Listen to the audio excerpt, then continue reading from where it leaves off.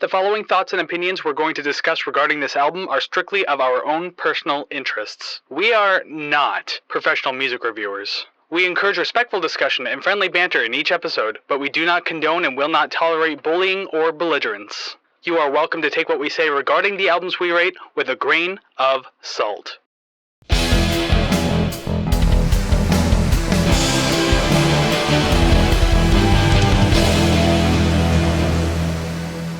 Well, hey there, everybody, and welcome to another episode of the Rate the Record podcast, episode 85. Woo, that's crazy. You know, every time you say that, I'm just like, wow, I've actually had some sort of schedule for 85, I don't want to say weeks, but 85 instances. Well, not consecutive weeks at the very least. Yes, I'm very proud. And you're proud, that's good. I'm feeling good now, feeling better than I did. I think I've been like sick in some way, shape, or form for like the last two episodes, so that's been a lot of fun. So you're healthy and hopefully not dying host of the day are Kris and Savannah, who's definitely not dying. Good, so I'm closer to death than you are, but I think I'm on the mend. Good, you sound like it. Yeah, last week I was a little tired, but I don't even know if you could tell. The edit seemed fine. But anyways, that was then. This is now. Hello, welcome to the show. Glad that you're here for the week with us, hanging out, listening to music, talking about music, because you know that's what we do here on the show. So if you like what you see and or hear today, because there's many ways to listen and or watch the show, make sure you do one, at least bare minimum one of the 6 things I'm about to list. Like, subscribe, rate, share, comment, follow. That is 6 things you could do. One, many, or all of them. Regardless, it always helps us build into the algorithm. More eyes and ears on the prize. We want more people like you to check this out and be part of the community. So please go ahead and do at least one of those things. Super duper appreciated. I'm trying to do like hand movements while you're speaking, and my default is just a thumbs up. So if you could only list 2 things so it actually looks like I'm making sense, that would be perfect. Well, that just means you're constantly agreeing with me then. Yes, it's pretty good. I agree with what he's saying. Yeah. It's like a foreign tourist and they're like, yeah. And you're just like, you have no idea what I'm saying right now. Well, another thing that you can thumbs up then is the fact that we want people to also check out ratetherecord.ca because there are so many. Go ahead, thumbs up. I'm waiting. Wait for it. I was taking. There's my thumbs up. You could have done at least one.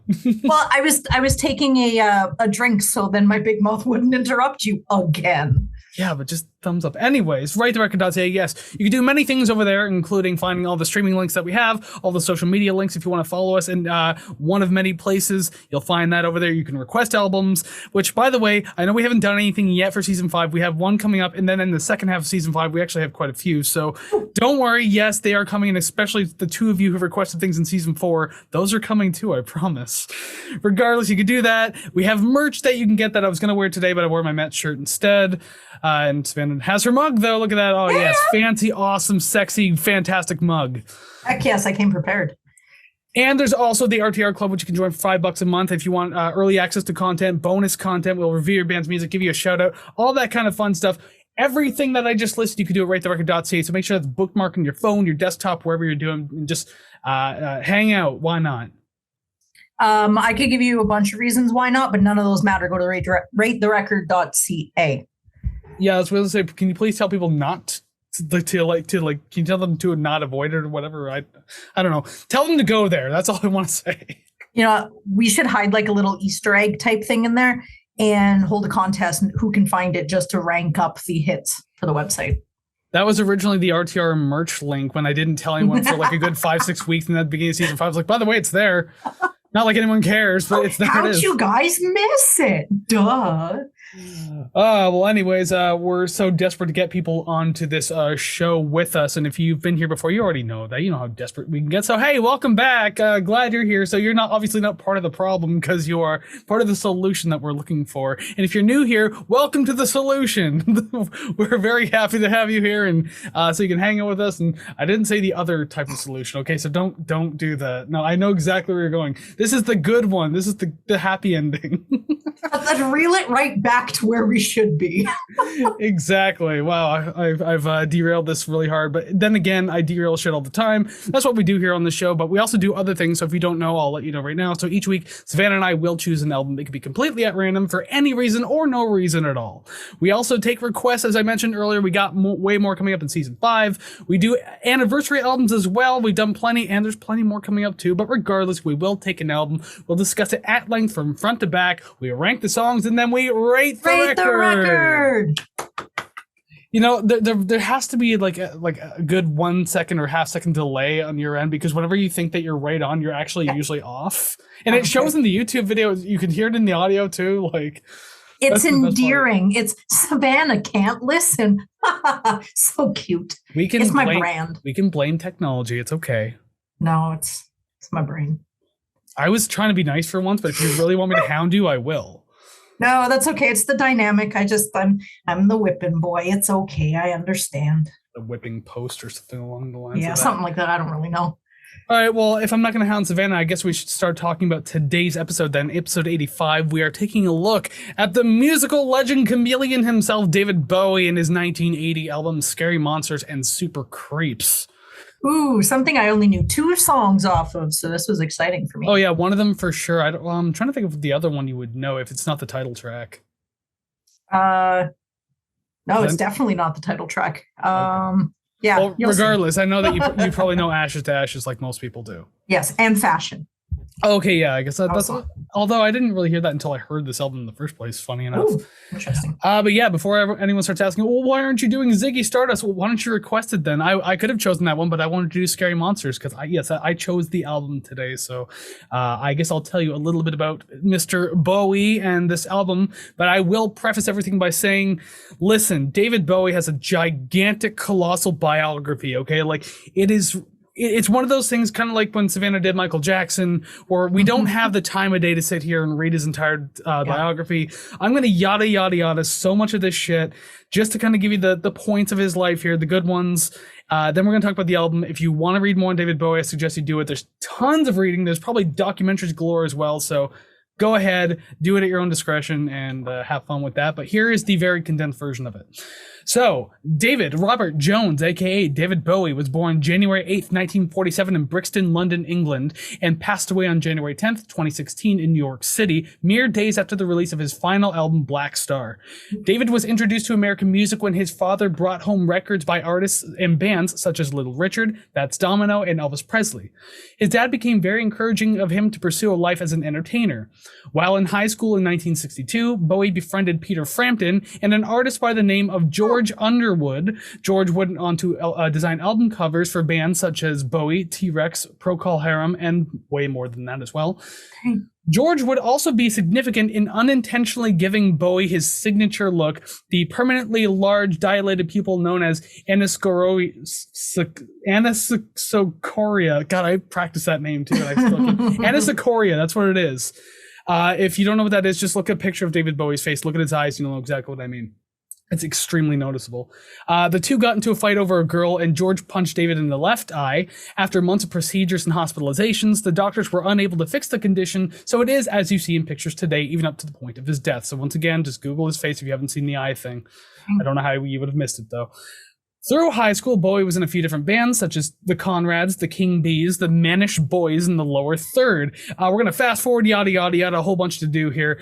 Bowie would release his debut self-titled album in 1967, and from there he would release noteworthy albums that garnered much attention, such as Space Oddity, Ziggy Stardust and Spiders from Mars, Aladdin Sane, Station to Station, and so many more. And like almost everything he released in the 70s was fantastic anyways. I love them. Across the decades of his career, he had many accolades and recognitions. He has multiple albums in Rolling Stone's 500 Greatest Albums of All Time list. He has sold over 100 million albums worldwide. He's won multiple awards, including Grammys and Brit Awards. He was named as a commander in both the Ordre des Arts et des Lettres in France. I don't speak French, so that's as good as you're going to get. And the Order of the British Empire. So just, again, huge biography. Just go read more, because I have to now start talking about Scary Monsters, today's album. Scary Monsters, in parentheses, and Super Creeps, is his His 14th studio album was released on September 12th, 1980. It was released through RCA Records and was recorded at Power Station in New York City and Good Earth in London.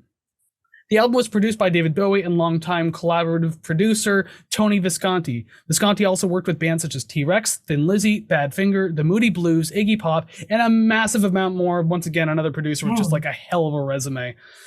The album had many guest appearances by other musicians, including Pete Townsend of The Who and Robert Fripp of King Crimson. The album received massive critical acclaim across the board. Blender, Q, and our good friends over at All Music gave it 5 out of 5. The Rolling Stone Album Guide gave it 4.5 out of 5. Spin and Encyclopedia of Popular Music gave it 4 out of 5. As of 2000, Q ranked it as number 30 in their 100 Greatest British Albums Ever list. Enemy has it listed at number 381 on their 500 Greatest Albums of All Time list, and Rolling Stone has it at 443 on theirs. The album went to number 1 in Australia, France, New Zealand, and the UK, as well as various other top 10 placements on other charts. The album went platinum in the UK, Australia, and Canada, and it went gold in France.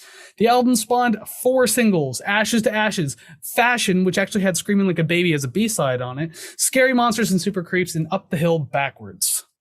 Well, that's explaining a lot. Okay, good to know. Starting to see a pattern on this album here? I'm definitely starting to, yeah. Yep. Okay. When I'm listening to them, I'm thinking, oh, I like this one. Like I could listen to this. And I feel like out of the two of us, I am the barometer for what would make a radio single. And every time I'm doing the review, like, because if you're writing the intro, I'm not looking up the artist because I like learning while you're explaining it. And I'm like, oh, this would be a single. This has to be a single. Then when you list all of the ones I thought were singles, I'm like, nailed it. I'm doing better. I guess I'm just more for the experimental crazy tracks. That's just what yes. Notice my Mets shirt. Also, speaking of noticing things too, just before we get started, I should have pointed this out. I have the vinyl for this one, by the way. The actual, there's so much light, I can't even show it properly. David Bowie, Scary Monsters and Super Creeps. I have the actual vinyl for it. I've owned this for a while. It's up there as one of my favorite Bowie albums, but it's just one of those ones I like to listen to. So critiquing it was a very different process. I am scared because every time you say, oh, this one's one of my favorites, I'm like, oh, God. Well, again, one of those ones just like have on and enjoy. So we'll see exactly how well I think about it when we are actually critiquing it, which starts now, I guess. So song number 1, It's No Game, Part 1. Okay, so first note is just interesting. Now, I'll probably be saying this about 8 to 10 times this review. Almost every song I can say, that was interesting. Like I have, what the I can't even already type. Lost. Yeah, it's a second note and I missed a word. All right. I have little idea what is going on right now, but I'm just jamming to the music. I found it hard to kind of find a vocal hook or something like a musical hook to grab onto. Maybe it's just like the main riff because that's really what repeats throughout and that's what I remember. So could be that. It was hard for me to get into the first couple of times, but the more I listened to it, it's like the more I knew what to expect. So it wasn't as bad the more that I was listening to it. This is definitely not a 1 or 2 time around album. Yeah, I guess the most catchiest part of this song is probably like literally the bass line itself. Do do do do do do do. Yeah. Do do do. Oh, and the bass. I'll get there. There's a lot of good bass moments on this album. Definitely. But yeah, it's funny how the song starts because thinking for the faintest moment that David Bowie was suddenly a Japanese woman. It's not out of the realm of possibility considering like all the like image changes he's done throughout his career. So I mean like I don't know what's going on here, but then I had to look at I found the artist's name. I don't remember what it was, but yes, it starts with the Japanese woman talking over the instrumental. So I was just like, what are we expecting here? But then like David comes in. There's a lot fairly straightforward about the song. Like the main beat and rhythms all together, I think are more or less like pretty just kind of like run of the mill. But like then the vocals and lead guitar really add this like unhinged nature to the track. So unhinged. Like Bowie's just like cracking up, not laughing, but like his voice is cracking. This is a guy who's like notoriously a good singer. So when you hear him sing like this, he's doing it intentionally. Like he's like just his voice is cracking and screeching. He's just kind of all over the place. And then this guitar in the background's like doo doo doo doo doo doo doo doo doo. So it's just like, wow, we're really kicking off here, aren't we?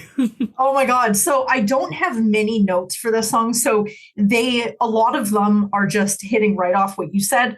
I like the squeaky guitars, but they seem off, but not too far off. Okay, well, the guitars went a little off the rails at the end, but I love him yelling, "Shut up, shut up." There's something about telling someone in your band to stop playing in the song. I love it. I love that so much.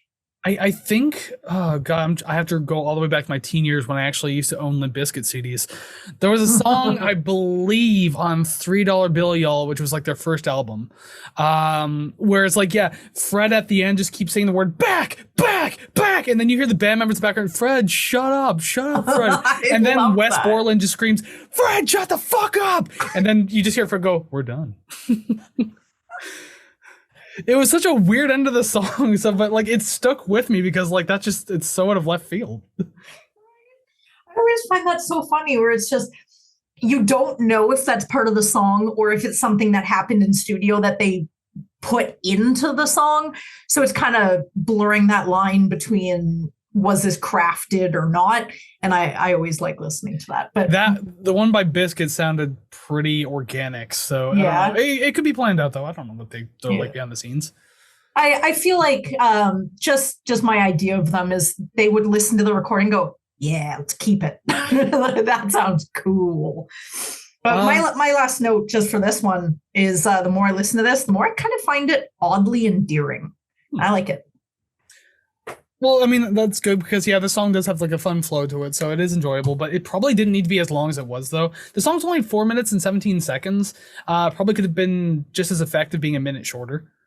But also, again, you hear like sound effects in the beginning before the music even starts too, so that takes up some of the runtime as well. Yeah.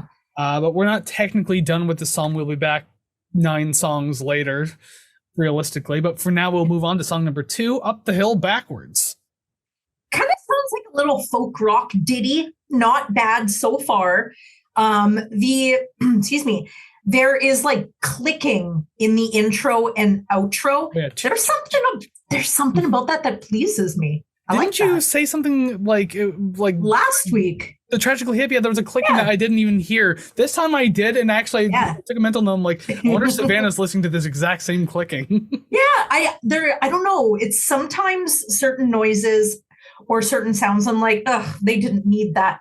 But this one, I don't know whether it was just where it was placed in the headphones, but it just felt natural. It felt like it had to be there. And then if it wasn't, I'm like, something feels like it's missing. So I don't know. It's something so small, but when you as a listener notice it, it becomes much bigger than just that small little part. Well, I'm currently in the beginning process of writing new music for Frail State. So what you're saying is I need to add clicking for you to actually like it. Yes. I will feature with the wood blocks and just go click, click, and that's it. I'm not letting you anywhere near my album. $1,000. That's it. You can tell me which one will work as a radio single. How about that? Sounds good. But you're not doing any clicking on my album. Okay, Kris, we're going to have to cut this down from 14 minutes to 4. And you're like, all right, well, then that's it. Might as well scrap the whole record. Yeah, that was supposed to be 3 songs in one. I'm an artist, damn it. For some reason, you're wearing a beret. Up the Hill Backwards.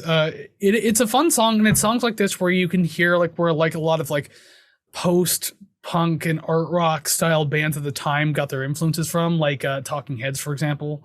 Mm-hmm. Like a song like this, I could hear David Byrne singing, like absolutely. Yeah.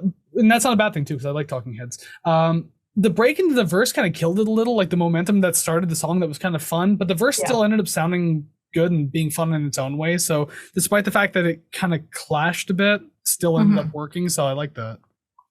I can't recall what other song it was, and I don't know if I wrote it down, but there was definitely an instance later on that I recognize that I'm like, oh, I really like the intro. And as the lyrics come in, I'm like, yeah, I don't really like it that much. It's just, it didn't have the same charm as when it was just opening the song. So I definitely understand that point.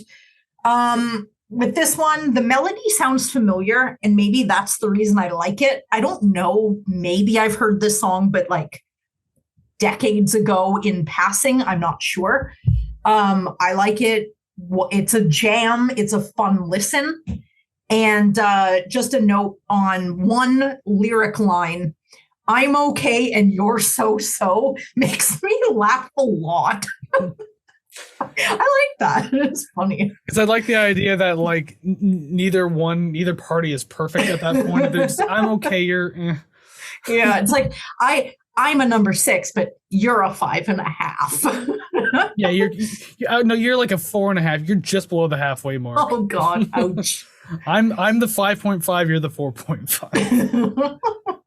Oh God, that joke would only be relevant even more so if we actually end up trashing this album, but I just don't feel like that's going to happen. Oh my God, we'll be B tier. One of the things that I pointed out in this song, which could be said about a lot of songs on this album, is like I really dig the very playful bass line in this track. Oh my God. A lot of fun. Like, yeah, they really play with the bass well. And this is also coming past some of Bowie's other albums like Young Americans and stuff like that, and Station to Station, where like the bass was a little funkier. Mm-hmm. So that obviously carried over into this style of album. So that's really cool to hear. I like that. Part of me feels like this track is too short because it is only 3 minutes and 15 seconds. But given like the short verse chorus combinations that were given throughout the track, I can't imagine too much else could fit in. Yeah. Yeah, then it made me realize, like, it didn't go overboard. I mean, like, I liked what I got, and I don't know if another verse would have done anything. So I'm kind of at that conflicted stage, but I still leaning on the side that I like it, and like I think everything was well done for it. I think this was the only track that I actually looked up the lyrics, not for the lyrics themselves, but just for the format, because it did kind of feel like I don't want to say repetitive song lyrics. But my last note is just, I noticed that I like repetitive song lyrics, I like repetitive song lyrics and whatnot if the music is dynamic enough to keep my mind off of it. So I believe this one is just verse, chorus, verse, second verse, so it's longer, and then chorus, I think like music break or whatever, and then maybe a chorus again. It's just super simple format. But because the music is engaging enough, I didn't really notice that it seemed so basic and that it was just over 3 minutes.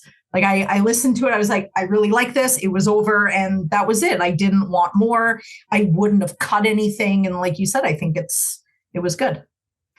And even with the repetitive lyrics, it's like, especially the refrain of "it's got nothing to do with you if one can grasp it."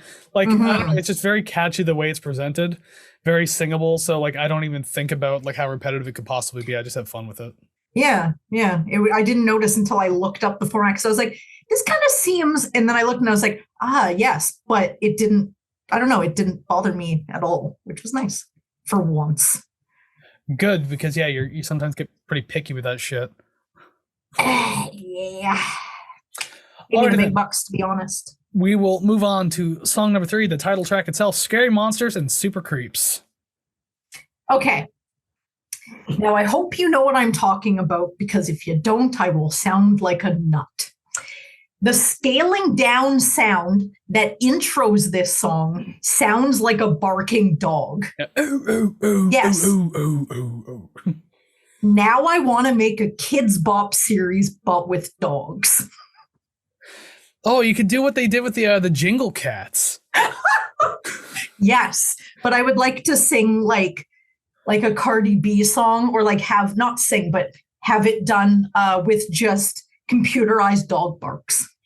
Oh, you could do like what's that big hit? WAP or whatever it was. Yeah, that was the one I was thinking of. Wet Ass Puppy. There you go. I just give you a free song title. Quit my job any day now. Bark, bark, bark. That's a wet ass puppy. Macaroni in a pot. That's a wet ass puppy. Okay. Oh my God. Okay. You will get 30% of songwriting credits. All right. I got to get my royalties in there somehow. But yeah, for Scary Monsters, I really love the energetic and like lively pacing of this song. Like the other two songs were fine; they have their own energy to them, but this one's definitely like kind of a quicker pace. It's exactly the kind of track that's needed at this point already. We're only 3 songs in, but like you need this at this point now. And I think the guitars are probably my favorite part of the verses, as fun as the verses can be, because you have like this quick strumming acoustic, and then you have like this fun bouncy electric riff behind like everything else going on. It's just a great pairing, and it is like really well for the energy overall in this track. So just I don't know, that it catches your attention like right away and keeps it for pretty much the duration of the entire song. Ooh, speaking of getting my attention, what is this solo just after halfway? Is this a weird scale that I don't hear often, or is this just like an after school guitar practice? Do you know who did guitar in this track? This particular song, part of me would want to say like Robert Fripp, but I doubt it. I think he would have been like probably the last song before this, I think. Okay. Or the first song maybe. Because that solo just feels like I'm like, holy shit. Let's see, scary. I'm looking right at the thing here. Yeah. Music and lyrics by Bowie. Doesn't really tell you. Okay. Sorry to everyone who's just chilling out and watching and waiting. I will talk about this whole what should we call the kids bop dogs? Dogs bop. Are you enjoying this David Bowie speak, everybody? Yeah, just trying to iron out the logistics here. That might just be Carlos Alomar. Or no, it is Robert Fripp. I think it actually is, because Robert Fripp guitar on Fashion, It's No Game, Scary Monsters, Kingdom Come, Up the Hill Backwards, Teenage Wildlife. God, he was like all over this damn album. Dang, might as well have just joined the band. He was very busy with King Crimson, and King Crimson's fucking awesome. That's another band we could probably do on the show one day. But yeah, tell me that the chorus of this song isn't fucking awesome though. Like I've always really liked it. It's super catchy, super singable. No matter if you want to go high or low, you can find your range in there because there's both in it. The chord changes up to that kind of like constant running tense, what I thought was a minor chord. It was a super cool choice and everything like that. I adore this. And the ending's super fun too. Like it feels like a good, that last part of the song feels like a great crowd sing-along type of moment. So there's a lot to appreciate about this track. I can gush about it. Well, okay, now I'm going to say this, but it's not a negative. So far, this album feels like a movie that I didn't care to watch, but by the time it's like a half hour in, I'm fully invested. My next note goes with that first one. My brain hurts, but with the song title, perhaps it's purposeful. I don't know what's happening anymore, and this whole endeavor is taking me on a trip I wish I was high for. And that was this song. I mean, you could certainly try to get high for this album, see where it takes you. Yeah, well, why not? And then I come in, I'm like, it was the best thing ever. And you're like, nice. Good. I'm glad you like that in some way, shape, or form. Exactly. Before we move on to the next song, I will point out one more piece of vinyl that I have here. This particular live album with Bowie and 9 Inch Nails. The reason why I'm pointing this is, I was so surprised because this is like a limited edition type thing too. So I'm surprised that I got my hands on it. Nice. There's a live version of Scary Monsters on here featuring Trent Reznor. This is back in 1995, by the way. Oh. And it is one of my favorite versions of Scary Monsters too, because like Trent screaming the chorus in the background behind Bowie sounds super fucking awesome. God, I wish I could play it for the show, but I just wanted to point this out because it's rare and I have no other excuse to show this off ever. So there you go. I'm sure they have it on streaming platforms or YouTube. I don't think they do. No? Maybe on YouTube, but not on like Spotify or anything that I've ever found. Oh, interesting. You'd think someone would want the money from that. Well, maybe that's just like at a record store flipping through, and I happened to see that and it said Bowie 9 Inch Nails. Like, wait a minute. And you're like, live? Mine. Yeah, mine as well. And it wasn't that, it was like $20-25. I was like, yeah, I'm grabbing it. Hell yeah, that's awesome. Okay, then let's move on to song number 4, Ashes to Ashes. Oh my God. Okay. So this is just about the music video. As a kid, I absolutely hated it. I've never seen it. He's kind of dressed up like a clown, but it's like one of those weird ones with the big puffy buttons down the shirt and the weird like triangle hat. It just, made me feel super uncomfortable. He kind of looks like a clown Tin Man, I guess. It's fine now, but every time I hear this song, I think of that and I kind of get a little spine shudder just a little bit. It's residual, you know? But speaking of the song itself, man, those bass snaps, whew, the punctuation it adds is just pleasing and fabulous. Oh, I love it. Oh, I love it. You could just rip that string right off the body. Nasty little pop. Oh my God. Eventually I'll figure the word out. The body. Yeah. The body of the bass, right? Body of the bass. Yeah. Cool. Yeah, obviously this is probably one of those Bowie songs that, like, because, you know, if you ask people like, oh, what Bowie song do you know, and they'll probably say, like, you know, like Space Odyssey or like Starman or something along the lines of that. This is another one of those songs that I think people would still say, but probably not as much, but it's still a pretty famous song too, so it's pretty recognizable right off the bat. Perfect Circle did a really good cover of it as well, so that's pretty cool. Dang. Only live version though, I don't think it was an album. But anyways, the song has very strange instrumentation, and obviously it's very spacey sounding, and it makes a lot of sense considering we're revisiting Major Tom, the astronaut from like a decade prior. So I mean, again, shout back to Space Odyssey. So yeah, no wonder it sounds so spacey and like ploinky is the best word I can think of to possibly use. Brought him into the 80s and this is what we get. So it was still pretty neat though. I don't hate it at all, like the instrumentation. Now I don't know a lot about David Bowie at all, aside from, you know, the songs that I hear on the radio or just sort of the more popular ones. So this might be a dumb question. I don't know.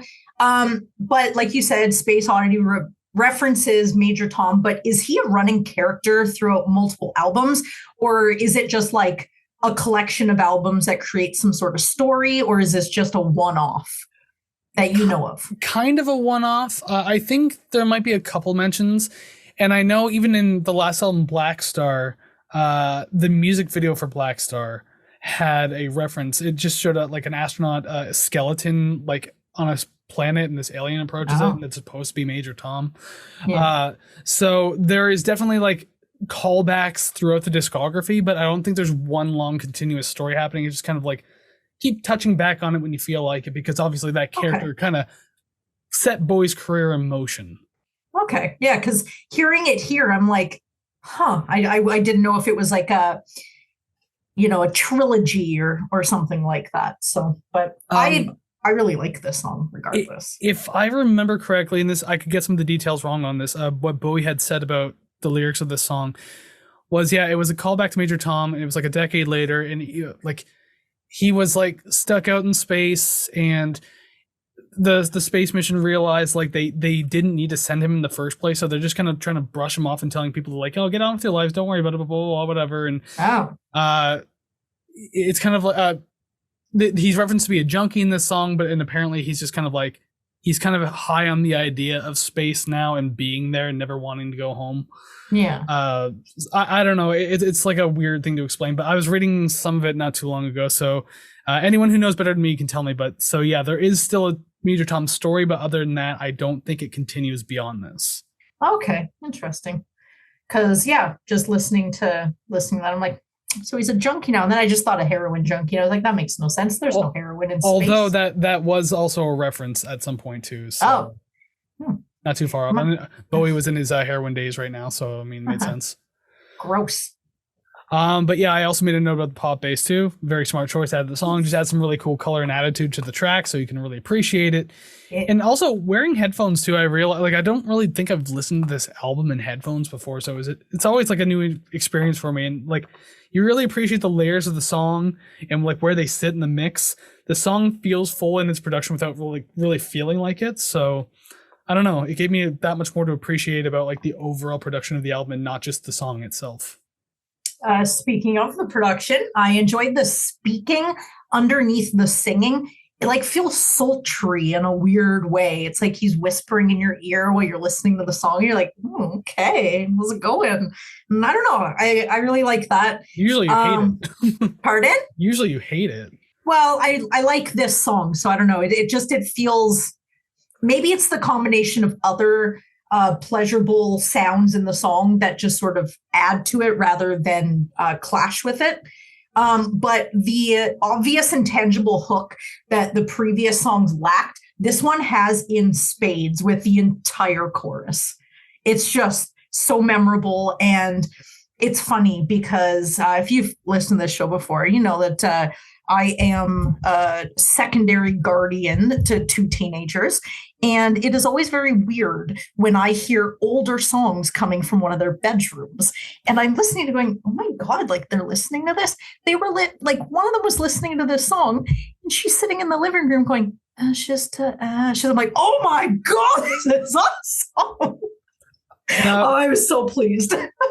I won't make assumptions, but maybe she found it of her own accord, and that's great. But I wonder if the song's ever been like sampled in a track that maybe they had heard, and then she like went back to the sample, I guess. Maybe, because I've heard this song, not any rework of it here. So whatever it is, if it gets the older sort of songs to the newer generation, fuck yeah, I'm down for it. Well, I guess it's not too impossible, because I guess like even when I was a kid, my parents thought it was impossible that I was getting into their music, you know? Like, granted, it was the only music I had when I was like like single digit age, right? I didn't have my own CDs. I wasn't able to explore myself until I started watching much music. So of course I'm going to start liking your music, but like kids these days have way more freedom in discovering music. Like you can hear your parents' stuff, but like most kids are born with phones in their hands now. So like you can hear anything and everything right away. Yep. Oh yeah. So the fact that you can go back to older music, I guess it's a little more impressive than us finding it when we were kids. Yep. I listened to Rush and David Bowie. Great, because you grew up on it for like 7 or 8 years before you discovered Korn. Yeah. I definitely grew up listening to country music because that's what my grandparents listened to. Then started listening to radio alternative, and then finally admitted that the Rush my dad was listening to wasn't as uncool as I thought. And now I will own it. I will own it and wear it proudly. There was a period in my late single digit and like my early preteen years where like I tried to distance myself from all that, because I was just kind of like, no, I want to find my own music. I'm cool now. And then like in my early teen years, like I came right back to it. I was like, well, I can like this stuff and the stuff I grew up with. There's nothing saying that I can't. Yeah, exactly. Okay, we'll move on now. Song number 5 before we just do too many tangents. Fashion. And the first note is directed at you specifically. It says, Savannah, if any song on this album gets a danceable score by you, this needs to be it. I didn't put any scores here. I noticed. My first line or my first note is, I would totally strut down a New York street dressed like a stereotypical pimp to this song. Oh, you're gonna wear like a zoot suit and shit, and get the big fluffy hat. Oh yeah, and that coat is gonna be like a royal purple with I don't know, spotted white fur, you know, stereotypical completely. And also you need the bitches behind you to like lift it from touching the ground. So like they got to like walk behind you, lifting it off the ground like you're royalty. Yes. Well, you don't want I didn't have that part. Your fancy cape cannot drag on the New York City streets. Okay. Like it needs to be lifted. I just figured that my 4-inch platforms would do it for me. Well, for all I know, you have like a 20-foot cape that just dragged like a bride's veil or something like that. Like it just goes like 20 feet behind you. Well, I mean, I didn't, but I do now. Just pin it up for 5 minutes while you walk down to Pizza Hut or whatever. I don't know. Yeah, totally. Coming back to fashion for a minute, another short note I'll make too is recently Trent Reznor did a cover of this song too. Him and his wife did. And it was really weird to hear Trent Reznor sing this song, this one in particular, but also it wasn't that bad, so it was pretty interesting. So I will say that pretty neat. This song very disco-ish, has very funky vibes going on all over the song. So this one, that's why I figured you would have like a danceable score to it. Definitely. So you talking about Trent Reznor? I have definitely seen the clips where he's playing keyboards for like a new wave sort of early 80s band. Hell yeah. 30 and stuff, and the Exotic Birds. That was it, Exotic Birds. Him covering this song, knowing where he came from musically, doesn't seem that weird. But at least to me, it's weird to see Trent Reznor in 2020. Yeah. Old man Reznor covering this song. Yeah. That felt a little weird to me, but like at the same time, I'm not gonna be pissy about it. Like I was just like, this is neat, and he's obviously like Bowie was his mentor for years. So I mean, like, guy's gonna pay his respects. And what was I gonna say too? Oh, yeah. I mean, Trent's covered like a lot of weird songs in his life. Like he covered a Joe Jackson song, "Gotta Look Sharp" or whatever it's called, "Look Sharp." And it's like young Trent in one of those, like in the 1980s with like one of those suit coats, but it's like very casual underneath, and just like the sleeves are rolled up, and he's like dancing on stage. It was the weirdest. It's so weird to go back and knowing what I know about Trent now, and then seeing that, I'm just like, holy Christ, man, you had your beginnings. That is fantastic to know. Thank you. The whole song is on YouTube. The whole video is on YouTube. It's fantastic. Yeah, I didn't have like too many notes about the song. I was having fun with it. There's the quietest pizzicato guitar happening in the chorus that I really like. It's one of those like subtle background layers that do a lot for the track, even though it doesn't really stand out, but it's just one of those small little dumb things that I tend to notice. So yeah, that's cool. But then again, you notice the clicking, so whatever. Yes. So I have a little more notes than you, I assume. Speaking of noticing something, the plucking guitar behind everything does a really good job at filling in any odd openings. And there's not a lot of time left where there's nothing happening. It offers so much, even in just the first 2 minutes of the song. The song runs, almost 5 minutes. So it feels like it takes the first 2 minutes and just duplicates it for the end. But it doesn't sound repetitive. It doesn't sound annoying. The only thing I didn't really like in this song was some of the song makes me cringe with the "we're the goon squad and we're coming to town, beep, beep." I hate that. But if I look past it, it's endearing. It's kind of fun. What else? Oh, I do have a question for you. How are these guitars tuned? Is it called wonky or backwards, or there is so much unsettling about some of these guitar solos because it feels like they were done with a blindfold on. Well, if the book over there is to be believed, or the sleeve, I should say, I mean, Robert Fripp being on guitar, he was a guitarist way too far ahead of his time. Like, he was so fucking experimental, like from the word go in King Crimson. And so like to carry that on through the decades, and you hear like the weirdest shit in songs like this where he's like likely taking the lead on it, it doesn't surprise me. So if you hear this like weird, crazy dissonant shit and like crazy guitar solos that really shouldn't be there type thing, that's just him being him. And I really appreciate that kind of stuff, because again, like, he's so far ahead of his time. Like, even like when this song came out, like, it's still pretty good. It feels like a family reunion of like 6th and 7th cousins that didn't know each other existed, but they're all in a room just looking at each other awkwardly. That's how I feel like all those notes were chosen. And very strange. Like, in the grand scheme, you listen to it and you're like, okay, that's kind of weird, but like, it fits the motif. It fits kind of the idea. But when you just listen to it on its own, you're like, what the fuck is going on? This is wild. So we'll see how the second half goes. The first half, not too bad, actually. Yeah, it's a pretty fun record so far. I'm liking it. And this is also another great sing-along course here, too. Insanely catchy. Even if you find the beep beep weird part, like, you find that part weird, you know what? It's fine to me. And fashion, turn to the left, fashion, turn to the right. And it's really easy to remember. Fashion. It's the song title. It's easy. Fashion. Yeah, I like it. Great stuff. All right, moving on now to the B-side of the album, number 6, Teenage Wildlife. Am I the only one who kind of felt like this song was going to turn into Heroes when it started? Was it this song? Actually, I think I wrote that in a note. Yes, very first note. As much as I like this track, I'll note that this feels like he's borrowing a lot from his track Heroes in this song, which was released 3 years prior. Yes, 100%. It's not quite, but that's the first song that popped into my head when I heard this for the first time. And just 2 more notes before I stop. If this album was a painting, it would probably be surrealist or abstract. and a guitar solo before the 2-minute mark. Interesting. I like that one. That one was good, not wonky at all.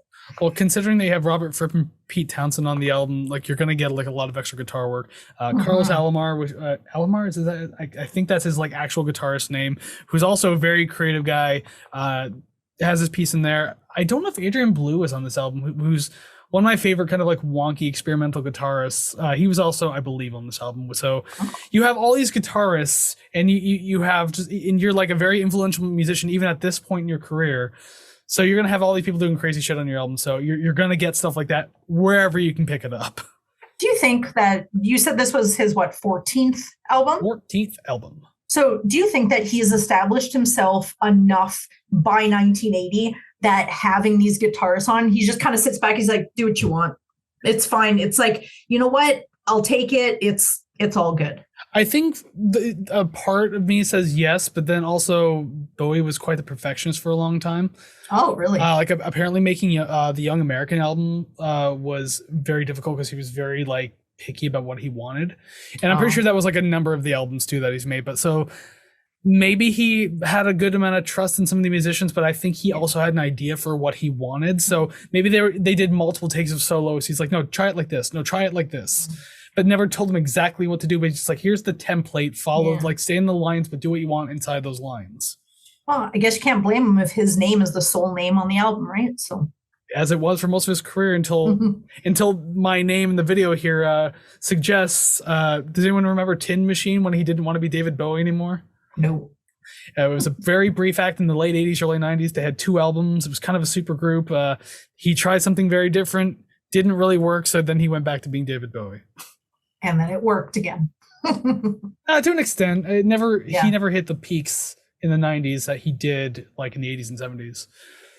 But yeah, Teenage Wildlife, this great energy to the beat as well. I like the choir background vocals and everything like that through the good amount of the track. Just a really appreciated layer to have in the song, just to kind of fill up the background a little more too.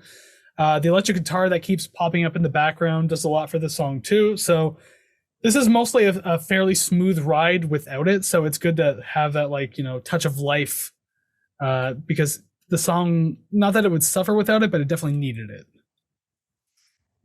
Yep. This is another song that I don't know whether it's just me or whether it didn't really have like a solid hook to grasp onto. I know that it is 7 minutes long, but it definitely felt it to me. I don't think it really needed to be 7 minutes long unless it was carrying out the album. The end of this song gives me, we're done here. Thanks for coming vibes. And I actually kind of like that. Just the extended outro and then the fade out. I was like, okay, the album's ending. It definitely is not. It's track 6 only, but it felt kind of long. Yeah. Bowie's way too much of an artist to let you go out that easy. Fair. And the funniest part is that this starts side B. So, I mean, like a song that you think could finish the album starts the second half of it. Really? Maybe this is the last song, and then the next 4 songs are just encore. It's just figured that the side B was always served well by having sort of a more upbeat, sort of maybe a single, because it's kind of like, hey, come to side B, please don't ignore us. But having this one open it, I was like, it's not too bad. I mean, I didn't like how long it was. But I do have one positive and one question. Positive, I never properly appreciated a drum fill that goes left to right on the set and in my headphones, like on the speakers. I really like that. It feels like I'm sitting behind the set. It feels like some sort of VR situation. That was always cool. And there's a part in this song, I do have to ask, at a certain point, does he just give up using real words? Like, do you mean like towards the end of the song when he's saying wildlife and just goes, wah? I think it might be a line in the verse. It does not sound enunciated at all. Like the melody, like the vocal melodies there, but I cannot discern a goddamn word. I think it might be 1 or 2 lines. And it kind of feels like by the end of the verse, he's kind of like, and he's kind of like getting tired. But then it comes back and I can hear the words again. So I don't know if it's just me or if that was the way it was. He's very much into his art. So, I mean, like, he's probably just super feeling the performance and just doing what feels right with it. I don't know. Yeah. I'm not going to sit here and super defend it or anything like that. But at the same time, it's just like, it wouldn't surprise me that he does stuff like that. Yeah. It's kind of like he can literally he could like puke and fart into a microphone for 30 minutes and be like, oh, well, he means something by this. He's pretentious. I get it. He's trying to tell us something. I'll buy it. $4 million. And at the end of the performance, he hands the microphone off to one of the stage techs and they're just like, oh. This is going to pay my rent this month. I don't want to touch it, but I do want to keep this in my possession for a little bit. Gross. But yeah, I agree. The song probably shouldn't have been 7 minutes. I kind of do like the wailing ending and everything like that. But yeah, just probably didn't need to be as long as it did. I agree. Clearly. Okay, moving on now to song number 7, Scream Like a Baby. The Galloping Floor Toms, 100%. Much fan, big like. Great note right off the top. With me, I really like the verses in this track. Probably more than the chorus. The lower tones match with like that single kind of guitar note being played through the end too. Is actually throughout the entire thing, I should say, is very pleasing. I do like the sound of it. With the chord changes on top of that one note, just makes it sound even better. I like it. The chorus isn't what I would expect from what the verses give you. I don't know, because it sounds more intense in the verses, and then it sounds good, but it's not nearly as catchy as some of the other courses, though. I will say that much. It kind of feels like poetry spoken over, like, I don't want to say a stock music track, but it feels like the music was definitely written before. And then he's like, oh, I have this lyric. Let's just, we'll grab that from the vault, throw the lyrics on the music. It definitely kind of feels like, I don't know, it's funny because I wanted to say it sounds like I'm listening to an audiobook because it's like a story, but I'm listening to it, but it's set to music. And then I realized when I wrote that down that I was really just describing a song. But yeah, more or less, right? It feels like, I guess my note verbatim without me trying to explain the damn thing. It would be a remiss of me to ever say David Bowie's lyrics are boring or lack any sort of story. I may not know or understand the story, but there are many songs here that feel like he's reading a book. He basically writes books for lyrics. And like I was skimming the lyrics, and like we're not doing any song meaning or lyrical analysis or any stuff like that. But when it comes to certain things I hear in the song, I'm like, oh, I'm really curious. Like, is this just random mumbo jumbo? Like we've done sometimes where the lyrics are like, I have no idea what's going on, but you're reading them and it literally just feels like you're reading a book. It's not like purposeful rhymes and stuff like that. It's relaying a story. And I don't hear a lot of that. And I like that. I like that a lot. I mean, I'm so late to the David Bowie train. My God. A little bit, yeah. You even missed the man's life, right? It's just funny to hear you say that, though, considering how much you didn't like Bob Dylan doing it. Yeah, but he's annoying. He's not. I don't like his voice is annoying. The way he writes the songs is annoying. That's not true at all. This sounds He's fine. got a good song structure. Well, that's fine for someone who will listen to his voice. That is not my thing. And I'm okay with people saying they don't like Geddy Lee of Rush because it's like, oh, I don't like the tone and I don't like this. And like, that's fine. But you're allowed to hate it. And I'm allowed to hate Bob Dylan, but prefer his son. Even though he just sounds like a much more tired version of Bob. Well, he doesn't have like the breathiness, and he's got some rock music behind it. And it's not that much. Like Three Marlenas and One Headlight alone, those songs just sound like Bob in like a smoker's voice. Yeah, but the music's good, so it makes the vocals better. I turn the engine, but the engine doesn't turn. Okay, so there's going to be an extra video. It's going to be a debate: Bob Dylan versus the Wallflowers. Bob Dylan wins every fucking day. But yeah, if you want to talk about like storybook, like David Bowie lyrics, the one off the top of my head I can think of is from his Diamond Dogs album. The song is called "We Are the Dead," and it's just like it just keeps going and going. And I don't think any like there's no like verse chorus or anything. It's just like one long, like two long verses, I should say, like incredibly long verses. So you feel like that storybook stuff. Just listen to him go off in that one, and the music's really like kind of foreboding in that one too, so it's pretty interesting. But yeah, for this one, I only have one more note. I really dig the heavy use of the tom drums and the chorus, which is I think you already mentioned, like the galloping. Hell yeah. Gives it a much fuller feeling, especially since most of the chorus is like higher tone sounds for the most part.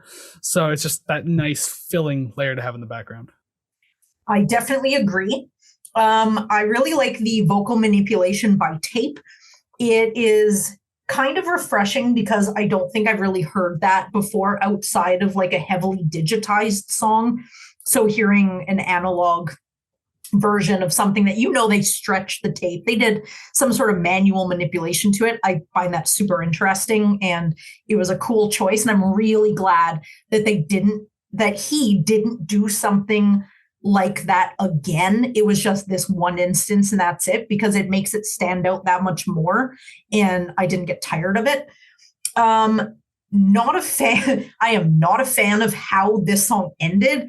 It's like someone that leaves the room and says, "I'll be right back," and never does. Just walks out the front door and goes home. And that's it. And I was like, I wanted more. But yeah, I'm still a little unsure if I like the song as a whole. There are little bits of it that I was pleased with and I enjoyed.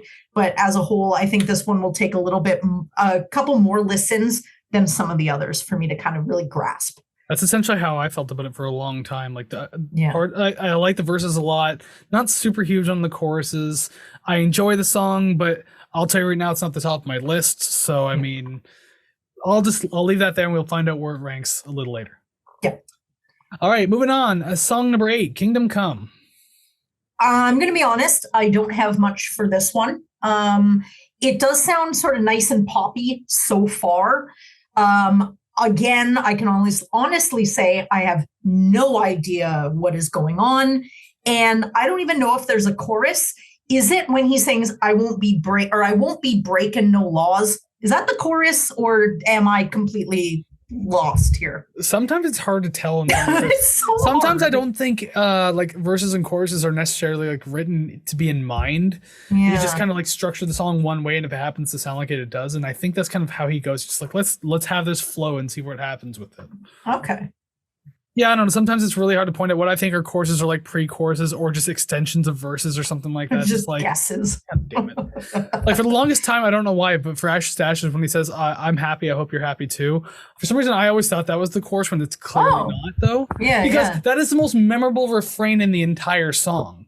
Yeah. Like you don't have to know any other word of the song, but you just know, I'm happy, hope you're like, it's so easy to remember. That's why it's hard to know where he puts some of these things. Yeah. The song has a good flow to it. It's another one of those like more straightforward sounding tracks, like we've kind of heard a little bit of already. Actually, I did mention the chorus, or the lack of, because I said there's a lack of good catchy chorus in this one, so it's hard to pinpoint like a memorable moment of it. And the last leg of the track feels like it has something of like an energetic buildup going towards it. So I like that, but unfortunately it didn't really lead to much. So again, that's something for me to really pull from in this song. I agree. I just have 2 more. That might be the longest 4 minutes I've ever experienced. And I didn't care much for that one. Oh, well, there you go. That is all. All right, then. Oh, God, if I'm not dying over here. Oh, God. Song number 9, the penultimate track, Because You're Young. Spooky chords. I like it. And I like the organ. Great timing. I mentioned the organ, and I was wondering if you'd have something similar, but I'm guessing maybe you don't. Because one of my notes says the organ and slash synth really makes this feel like an Elvis Costello song. This might relate. My third note, and the sparkles behind the chorus, nice. I guess kind of, but there's something about the tone of the organ and the way it was being played, especially, which is like the din din din din din. Like it reminds me of an Elvis Costello song. Ooh. I'm not even that big in Elvis Costello, but just I can't remember what song I'm even thinking of. I don't really know the names of his tracks. Like Pump It Up is the only one I know. Well, that one too, and there's another one too. I can't name them worth shit. Yeah. This song started out by sounding like Kingdom Come, in my opinion, but I do like the slower halftime beat that you get in the verses. It makes it sound like a lot more interesting to me. So it had that much going for it at the very least. The bass, I'm just gonna say this a million times, and it just overarcs the entire thing. The bass and the guitars here are pleasing, more the bass than the guitars, but the bass on this entire album, sick. And that's exactly how I wrote it. I love it. The bass player on this album, credits first-hand info. George Murray is the bass player, and it looks like the only bass player as I can see. I'm going to Google this, sir, and see what else he's done. Yeah, because he might have just been like a studio musician. He is just straight up David Bowie's bassist. Oh, really? Eh? He is best known for his work with David Bowie on a number of Bowie's albums released in the 1970s. So, yeah. I was going to say, because later on, I think there was a black woman who ended up taking over for bass. I don't know how long she was a bass player for, but yeah. I remember at the tribute show, like after he had passed, she was there, and like a lot of the original band members were there. So I think she was part of the band for a while, but I could be completely wrong. I have no idea. George Murray was the bassist until this album. This is his last appearance with David Bowie. And you are correct. He played alongside drummer Dennis Davis and guitarist Carlos Alomar. So they're a tight-knit group that backed them up. So, I mean, you could tell they really riff off each other really well. They are not strangers. Oh, no, yeah. Working together that long, and like Bowie he's kind of like Frank Zappa in a way where he was like very particular about who he wanted to work with, and like what you brought to the album was far more important than what you can do on your own. Yeah. So like that's probably why it worked better that way. I do say that I feel like the verses are far better executed than the chorus in this song as well, kind of like the previous song. The refrain's catchy enough, but the verses just feel more fun. So like that's kind of what I got out of it at the very least. Yeah. It's another track too that like felt like it was building towards something big at the end, but never really had that satisfying payoff. So it's just like that's two songs in a row. We're approaching the last song, so you got to give me something. Spoiler alert: like it doesn't necessarily have that huge payoff in the end, but it's not terrible. But we'll get there in a minute.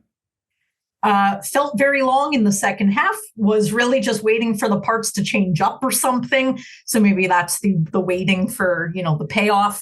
It did immediately become less exciting than I wanted it to be. And my last verbatim, oh, damn it. Good stuff was happening before the song faded quickly.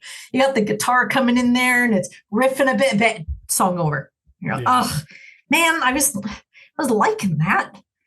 Well, at least that's not how the album ended, because it could be a lot worse. If that's how it ended, just like, holy shit. Like they ran out of money and time and just had to end the album quickly. Oh my God, that would have blue-balled the world doing that.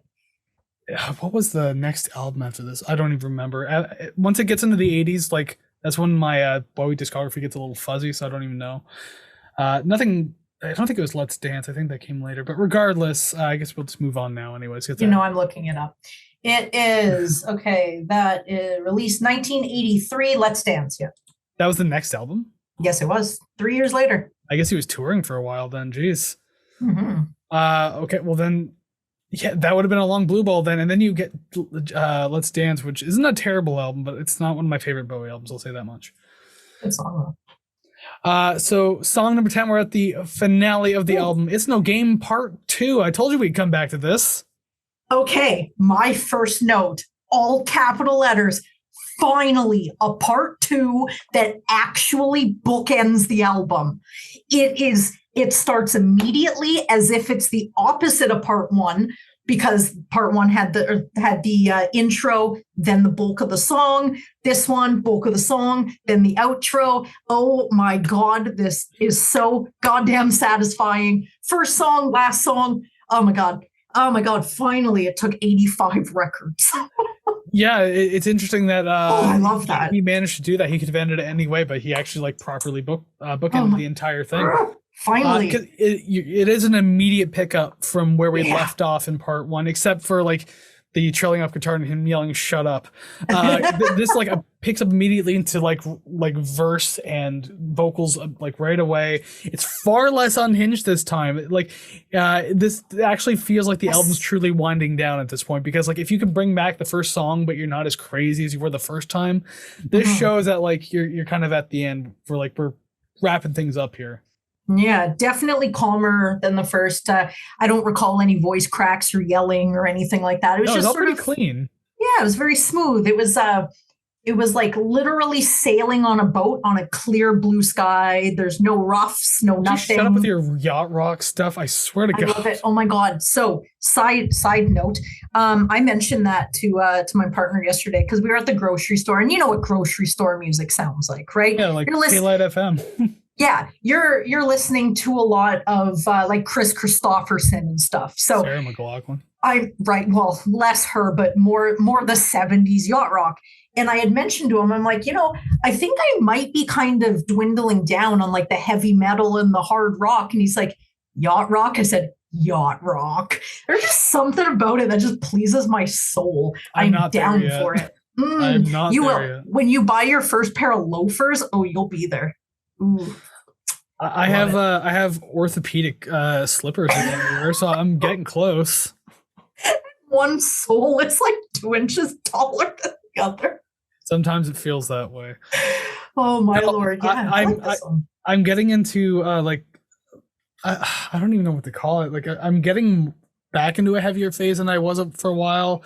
I've been listening to more bands that are like a little more punky, a little more metal, like Idols and Spotlights. Been really enjoying that, so I feel young again. All because I went to go see Alexis on Fire. I feel young again. I feel young when I listen to bands like America and the Carpenters. So I feel like an infant. I feel like an infant. When you were 8, were you actually like 58? Holy shit! No, I was 8. Can't you do math? Shit. Not with those musical tastes. God, when you were 10 years, like, oh my God, take it to the limit. I like this song. Shut up. Well, I was walking around singing Lion Eyes by the Eagles. So wasn't it also Lion Eyes from last week with the Tragically Hip too? Quite possibly. Well, okay, that's the pun, yes. But this one was Lion Eyes, like eyes that are telling you mistruths. Oh, Lion Eyes. Okay, yeah, gotcha. Lion Eyes. Gotcha. Yeah. But yeah, this one, obviously, as we've already said, it's a lot more chill atmosphere for this one. I like it. That's what made me like it probably more than the first part. It's much easier and fun to listen to. And my only other note was like the sound effects at the ending. I was like, was that like a popcorn machine or something at the end? Like, what am I listening to? Like, is that rain on tin? Is it popcorn popping in like a pot or something like that? Like, it's a strange idea to end the album on, but as you've kind of already mentioned, it does kind of like bookend the entire thing. So it's at least consistent. So I'm not mad about that. We're all good. I thought, or like my first thought was, it was like the tape running out on the reel and the tape just flipping as the reel keeps running. But it's still somehow recording. Yeah. Right. Maybe someone was recording it on their cell phone. Who knows? 1980, one of those big bricks. Why not, right? Yes, their car phone. And they only last like 2 minutes on a charge. It's like, okay, I got to charge for 13 hours now. I got to go. The lengths that they took to record this album is just wild. I didn't look up how much it cost to make this album, but if it was expensive, I'll believe you. I'm making it up. But I really like the song. There's just something about it sort of mimicking or playing off the first part. Yes, really my only criticism you had already touched upon on the first one, so I wanted to reiterate it on the second. Not really sure why both parts needed to be over 4 minutes. Does this mean if this was one song, it would just be the same stuff for almost 10 minutes? You just hear him calm down generally, like more and more as it goes, right? I'm just glad that it was separate. It just, I don't know. I sing praises of this one. So this is an actual sandwich here. It's 2 slices of bread that are very similar to each other. I absolutely love it. Doing that, oh my God, it took 85 episodes for This must somebody have happened before. do that. It's had to have happened. We've done a lot of episodes by now. Come on. Not ones that are just pretty much a mimic of each other. You'd have like a part 1 and a part 2, but the part 2 is like an extension, so it kind of sounds like it has the fragrance of part 1, but not the substance. This one has the fragrance and the substance, and it is so pleasing. Smell and vision here. Yeah, stop me before I continue. Bringing all the senses in. Well, I can stop you because that's the end of the album, actually. 10 songs, that's all it is, because it's the 80s, so you never get albums that are that long anyway. So, hey, you know what? Thank you very much for making it all the way to the end of this part of the review, if you indeed didn't make it this far. Let us know what you thought of this album down in the comments below. Did you listen to it? What do you like about the songs, everything like that? We want to hear your opinions, as always. That's part of the whole musical commentary and discussion thing that we want to do. But guess what? You can tell us even more about this album, because we got to do the next 2 parts now, which is, of course, the next part, ranking the songs. So above our heads, boom, graphics have changed. There are names, there are numbers. There's about to be more names, song names to be specific, because now we got to take all the songs in this album on each side, her side, my side, and decide which is the worst to best, least favorite to favorite, not so great to great, whatever you want to rank it as. That's what we got to do, 10-1. I have zero faith that we are going to get any songs matched. You've been pretty good. You've been pretty good at guessing this too, eh? Yeah, we have a pretty good run.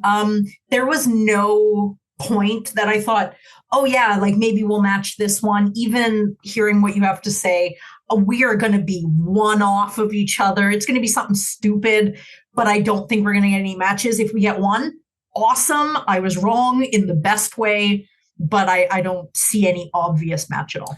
I was thinking at least one, because as I was doing like my little marking thing as we were talking here, and I got some question marks, and some of them are like a little more. I feel a little better about than others, but yeah, if we get 0, it'll be the first time in 5 episodes we haven't gotten any matches. That's messed up. We haven't had a 0 since Public Enemy, and that was 79. That is awesome, but I feel. I hope that I'm wrong. I hope you're right, and I hope I'm wrong for once. Pressure. Pushing down on me, pushing down on you. Let's B-tier this. Okay, so let's get ranking songs if we got to do the album part later. Please put that in the intro. No, that's just going to stay right there. It's probably going to go in the best of somewhere. I don't know. Song number 10, It's No Game Part 1. Number 10, Scream Like a Baby. Scream Like a Baby. Number 9, Kingdom Come. God damn it, you were right. Kingdom Come. Oh, that was one of my question marks. That was the one I was thinking about, too. Cool. Okay, there's a streak. It continues. My one God, of the longest we've had. We're doing so well. Well, not this one. Number 8, Screaming Like a Baby. Number 8, Because You're Young. Because you're young. Because you're young. I wanna be. Because I don't know. That's all that was in my head reading the song title. Close enough. Close enough. Speaking of which, number 7, Because You're Young. Number 7, Teenage Wildlife. Please tell me your number 6 is that. Teenage Wild. No, it is not that. It's actually number 6. It's No Game Part 2. Number 6, Scary Monsters, parentheses, and Super Creeps. That's too long. I'm just going to put Scary Monsters. Number 5, Fashion. Oh my God, 2 matches. Number 5, Fashion. All right. That's even better than both of us anticipated. Check mark. Doubly wrong. That's fine. Number 4, Up the Hill Backwards. Number 4, It's No Game, Part 1. Game PT1. We have one more match we can get. I doubt we're getting it. I highly doubt it as well. Number 3, Teenage Wildlife. Number 3, It's No Game, Part 2. Just barely edges it out. Edges it. Oh, that's what I meant to say. PT2. This is where we're going to drop it. Number 2, Ashes to Ashes. Number 2, Up the Hill Backwards. Because this is the one you were saying, like, oh yeah, I definitely know this song. I love this one. It's like, oh, that's going to be your number 1 then. Yep. Number 1, Scary Monsters and Super Creeps. Number 1, Ashes to Ashes. Up the Hill Backwards, though, I honestly didn't think that it was a single or anything, but the more I listen to it, I'm like, I could see myself listening to this, and I'm like, it has to be a single if I can see myself listening to this often. Well, we got 2 matches. That's more than either one of us thought, and you're usually you've been so good at guessing. You said 0 this time. We ended up getting 2 anyway. I am very proud to be incorrect this time. That is what technically 6 episodes now in a row that we've actually had a match. Awesome. That's pretty crazy. Like the pressure is really on for real this time. Oh my God, because I know that when we have, or if we have a list where there are no matches, I will be to blame because I should have made my list better. So all the pressure is riding on me. And you know what? I'm willing to take it. Let's go for 10. The pressure is always on you. It's never on me. I know, it's terrifying. I run the boat. You just have to agree with me. I'm the captain. You're the first. Whatever the hell. I don't know the names of anyone. I'm responsible for maintenance and fuel. Mopping. Alrighty then. Well, I mean, 2 matches there. That's good. Now let's see how closely we can match the album. We're going to rate the record now. So let's transition screens and find out. Swish. Alrighty then. The album rating screen. Here it is. As per always, all these albums here. And I mean, we were doing good in the first part of season 5 where there was like a bunch of A tiers, and now it's just been like B+, B+. It's been a pretty high season altogether. We're at an average of like 79 or 78% right now. So it's one of the highest average seasons we have so far. Someone said get good, and we kind of tried. We're getting gooder, okay? We're getting gooder. We're not great, but we're getting gooder. And we got to find out how much gooder we can get, because today we have to add David Bowie in his album. David Bowie in his albums Scary Monsters and Super Creeps. I got to add that voice to the pantheon now. Oh, Lord. David Bowie. It's just like, it's a voice that doesn't even make sense at this point. Yep, maybe that's why I couldn't understand some of those lyric lines. It's just a crystal and nothing more. But if you turn it this way. Anyways, we got to find out where this album's going on our tier list, because that's just, part of the show. This is what we got to do. It's the title track, just like Scary Monsters is. So, what's your score, Savannah? Oh my God. So I will preface this while wasting time that, like I said at the very beginning, I have not listened to an entire David Bowie album. I remember listening to Changes Bowie with my dad in the car. Changes. It's like, that was literally the only thing that I've heard, like, in its entirety, plus the singles or whatever I'd hear on the radio. So having listened to this whole album, I came out with 76.20. 76.20. I had 0 expectations, so I'm going to say that was good.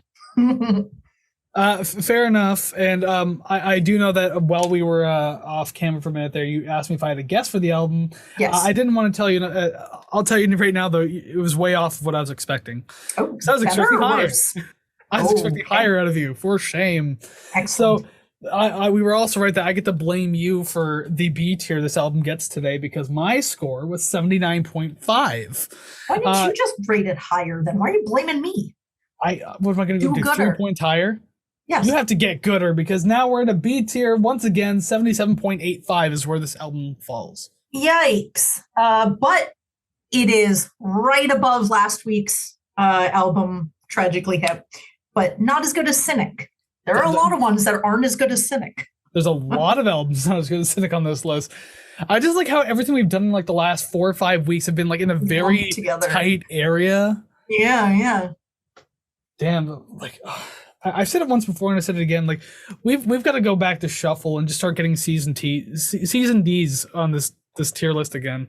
Just even it out a little bit. It's too middle heavy. Pick another Megadeth album so I can fucking shit on it and put it in the D tier again. I miss doing that.